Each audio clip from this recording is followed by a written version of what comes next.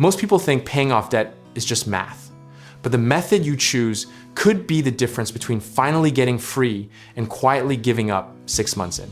Let's talk about two systems that both work, but for completely different reasons, and for completely different types of people. The debt avalanche tells you to throw every extra dollar at your highest interest rate first, while making minimum payments everywhere else.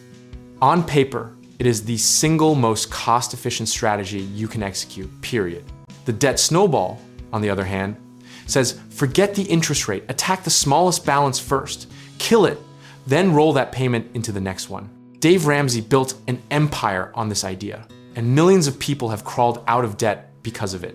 Here's the part nobody wants to admit. The mathematically perfect strategy is completely useless if you abandon it in month 4 because you feel zero progress. We are not robots, we are humans, and humans need wins, even small, slightly inefficient ones.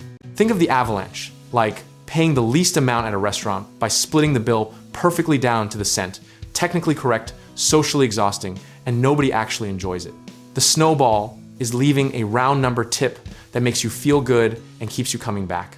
Studies on behavioral economics show us over and over again that motivation drops sharply when progress feels invisible, which is exactly what happens when you are slowly chipping away at a 22% credit card with a $5,000 balance while other debts sit untouched. The psychological reward of crossing a debt completely off your list triggers a dopamine hit that keeps the engine running. But here is the irony. If you are a spreadsheet person, a systems thinker, someone who genuinely gets fired up looking at a declining interest cost column, the snowball might actually demotivate you because you know you are leaving money on the table. Know thyself, because the wrong method for your personality is just a slower path to quitting. Historically, the people who win at debt payoff are not the ones who pick the theoretically optimal method.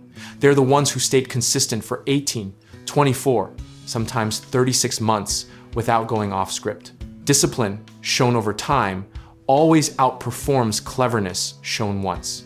A common misconception is that you need to figure out which method is right before you start, which conveniently gives you an excuse to do nothing while you think about it.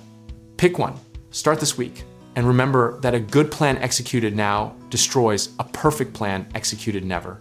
Practically speaking, list every debt you have with its balance, interest rate, and minimum payment. Right now, that one exercise alone puts you ahead of most people. Then decide, are you energized by efficiency, or do you need a quick scoreboard win to stay in the game? If you have high interest debt above 15 or 18%, there is a strong argument that the avalanche saves you enough real money to matter. We are talking hundreds or even thousands of dollars, depending on your balances. But if you have 7 debts and the psychological weight of all of them is crushing you, clearing 3 small ones fast with the snowball might be the move that saves the whole plan. You can even hybrid these approaches, knock out 1 or 2 tiny debts, first for the momentum boost, then pivot to avalanche order once your head is clearer and your confidence is up. There is no debt police, there is only your bank account and your behavior.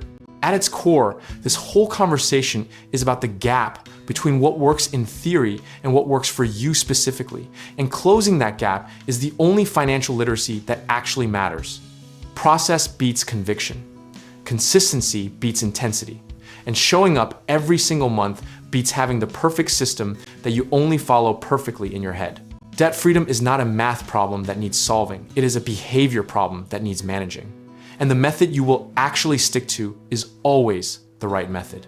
Choose your system, automate what you can, and treat every payment like a vote for the future version of yourself who owns their income completely.